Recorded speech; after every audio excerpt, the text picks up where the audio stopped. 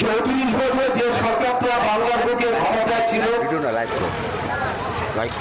বছর যে গসপুর পৌরসভায় তাদের অধীনে ছিল, আপনারা যারা বাজারে ব্যবসায়ী করেন বা এই এলাকায় যারা মানুষ বসবাস করেন, আমিও গসপুরের মানুষ, এই বাজারেও আমাদের ব্যবসা ছিল। আমরা যারা প্রত্যেকে আমরা গসপুরের মানুষ, এটা ইউটিউবে চলে যাবে। আপনারা বুকে আপনি বলেন যে আজ থেকে ঠিক 20 বছর আগে বা 15 বছর আগে গসপুর পৌরসভা যে সমস্ত রাস্তাঘাটগুলো ছিল, যে সরকারটি 34 বছর বাংলার বুকে জগত্তর পাথরে নিজেদের লোক ছাড়া কাউকে বুঝেনি, বাংলার মানুষের 34 বছর ভোটা বানিয়ে নির্বাচন সময় দাঁড়িয়ে তাদের ভোটটা নিয়ে যেতেন। প্রতিবারই তারা বলতেন এবার না, সামনে নির্বাচনে জেতার পরে। কিন্তু আমরা দেখতে পেলাম 34 বছর তারা কাটিয়ে গেছে বাংলার উন্নয়ন। আমি বাংলার কথা বলবো না, শুধু গসপুর পৌরসভা এলাকার উন্নয়ন আমরা চোখে দেখতে পাইনি। আমাদের চেয়ারম্যান যখন আমাদের পৌরবোর্ড ক্ষমতায় আসলো, আমরা যখন চেয়ারম্যান আমাদের বিভিন্ন প্রকল্পগুলো নেওয়া শুরু করলো, যে সময় মরণদা চেয়ারম্যান ছিলেন সে সময় আমরা দেখেছিলাম এখানকার যারা কংগ্রেস ছিলেন তারা রেলে করে ছুটে গেলেন যে গসপুরের পৌরসভার গাছগুলো নাকি বিক্রি করে দিচ্ছে আমাদের চেয়ারম্যান।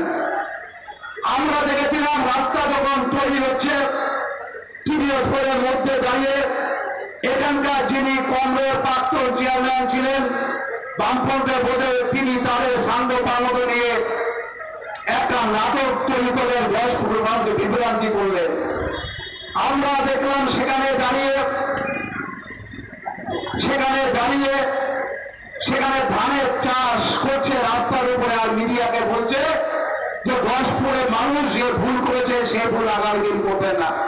আমরা সেদিন দায়িত্ব নিয়ে বলেছিলাম পৌরসভা চেয়ারম্যানের নেতৃত্বে 1 থেকে 18 নম্বর ওয়ার্ডে যে সমস্ত পৌরসভার কাজগুলো হয়েছে 10 বছরের মধ্যে 34 বছর পৌরসভা সিপিএম ক্ষমতা থাকার কালে এই সমস্ত কাজগুলো হয় আমরা দায়িত্ব নিয়ে বলতে পারি। আমরা যখন বাজারের মধ্যে মানুষের যে চালাগুলো ভাঙতে আসলাম, আমরা সে সময় দেখেছিলাম বামপন্থী বন্ধুরা মানুষকে বিভিন্নভাবে বিভিন্ন প্রয়োজনা দিয়ে যে রাস্তা নাকি তুলের হবে না, রাস্তা দিয়ে বিবেচনা, এটা নাকি আমরা সেদিন দাঁড়িয়ে তারা প্রতিবাদ করেছিল।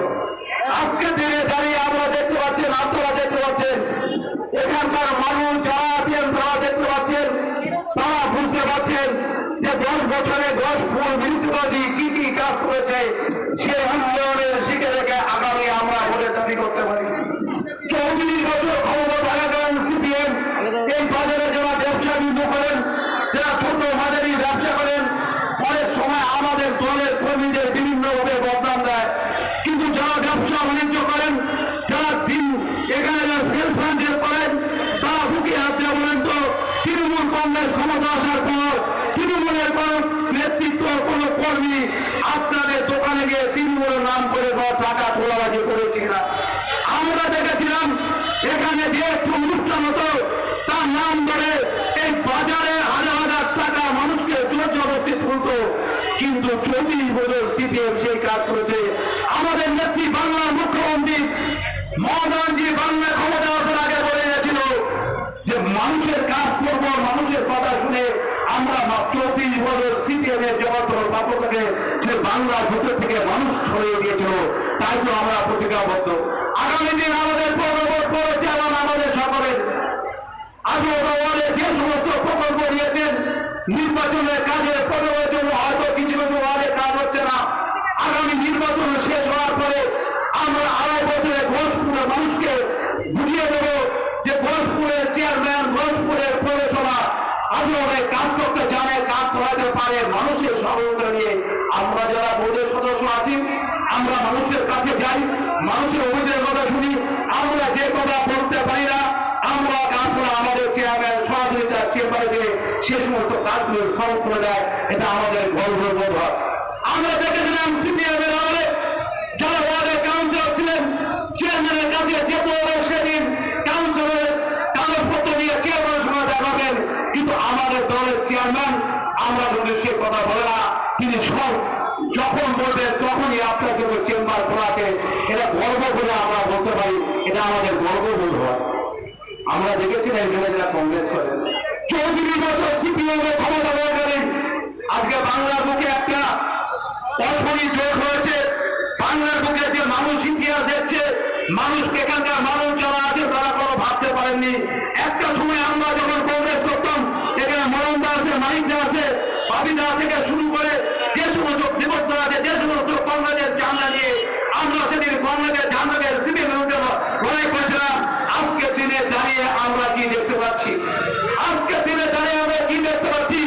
এ কোন ভারতবর্ষ, কোন পশ্চিমবাংলা আমরা চিন্তা করতো না যে কংগ্রেসটা কি 72 সালের সিপিএম এর কর্মীদের খুন করে তার 72 গ্যাসে বাড়িয়ে তার 24 বছর বাংলার মানুষকে ধোকা বোকা বানিয়ে ক্ষমতা ছিলেন। আর আজকের দিনে দাঁড়িয়ে আমরা দেখতে পাচ্ছি যে কংগ্রেস আর সিপিএম একসাথে তৃণমূলকে হারার জন্য একসাথে মিটিং করছে। লজ্জা হয় আমাদের বলতে লজ্জা হয়, কেন আমরা কংগ্রেস চাপে দিলাম। আমরা দেখেছিলাম কংগ্রেসের নেতৃত্ব হিরণ্য দাস বংশীকে, আমরা দেখেছিলাম কংগ্রেস নেতৃত্ব সুব্রত মুখার্জিকে, আমরা দেখেছিলাম কংগ্রেস নেতৃত্ব প্রদেশ কংগ্রেস সভাপতি গরিকার চৌধুরী। তাদের যে বাংলার বুকে যখন সিপিএম লড়াই করতে করতে বাংলার 34,000 কংগ্রেস করে খুন করেছে, আর এখানকার যারা চুনাপুরি বিয়ারজন কংগ্রেস আছেন, যারা সিপিএম আছেন, তাদের মধ্যে মিলে ঝুলে তৃণমূলকে হারানোর জন্য মানুষের কাছে প্রচার করছে। আমরা জোর করেছি তৃণমূলের মানুষ ভুল করবে না। 34 বছর অত্যাচার জানে, 72 সালের ঘটনা মানুষ জানে।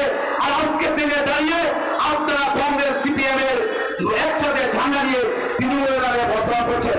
24 বছর সিপিএম কিছু করেনি।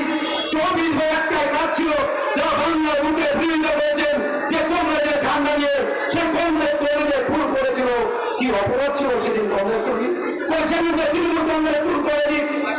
আর কংগ্রেসরা বলবেন, আপনারা বলবেন যে কংগ্রেস ক্ষমতা আসার পর কংগ্রেসের গুন্ডাবাহিনী হাতে ঘোষপুর থেকে শুরু করে সারা বাংলা নাকি কংগ্রেসের ঘাতক বাহিনী হাতে কংগ্রেসের গুণাগারে আপনাদের হাজার হাজার কংগ্রেস খুন হয়েছেন, সে রক্ত আপনারা কি সেই কথা বলছেন? আজকে দিনে আমরা বলতে চাই এখানকার সিপিএম করবেন, আপনারা সিপিএম একটি কথা বলতেন, আমরা সরকারের মাধ্যমে শুনতাম যে ভুলে যাবে তাদের নাম ভঙ্গেরত ভেতনাম। কোথায় আপনাদের আদর্শ নীতি ছিল? কোথায় আপনাদের আদর্শ কোথায় চলে গেল? যে মানুষগুলি কংগ্রেসের সঙ্গে লড়াই করে তারা মৃত্যুবরণ করেছেন, সে মৃত্যুর আত্মাশান্তি কামনার জন্য আপনারা বিভিন্ন জায়গায় শোক বেঁধে রয়েছেন। বড় বড় অক্ষরে লেখা আছে কংগ্রেসের ঘাতক বাড়িয়ে যাতে সিপিএম এর কংগ্রেসটা কম হয়েছে। আর সেই শহীদের কথা ভুলে গেলেন।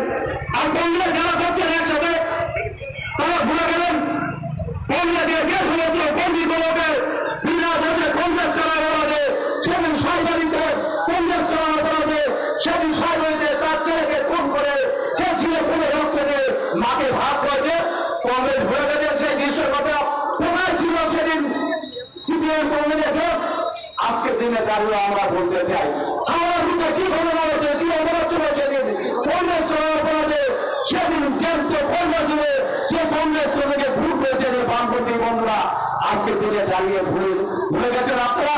একটাই আপনাদের তৃণমূল কংগ্রেসে হাত হবে, তৃণমূল কংগ্রেসে বাংলা থেকে দূর করে ভুল করছেন কংগ্রেস। আর কংগ্রেস বাংলার মানুষ আশীর্বাদ দিয়ে, বাংলার মানুষের ভালোবাসা দিয়ে 34 বছর সিপিএমের বিরুদ্ধে লড়াই করে, মহামারী লড়াই করে, আমরা লড়াই করে বাংলার বুকে 2011 সালে তৃণমূল কংগ্রেস প্রতিষ্ঠিত হয়েছিল অনেক হাত প্রতিঘাতের মধ্যে দাঁড়িয়ে।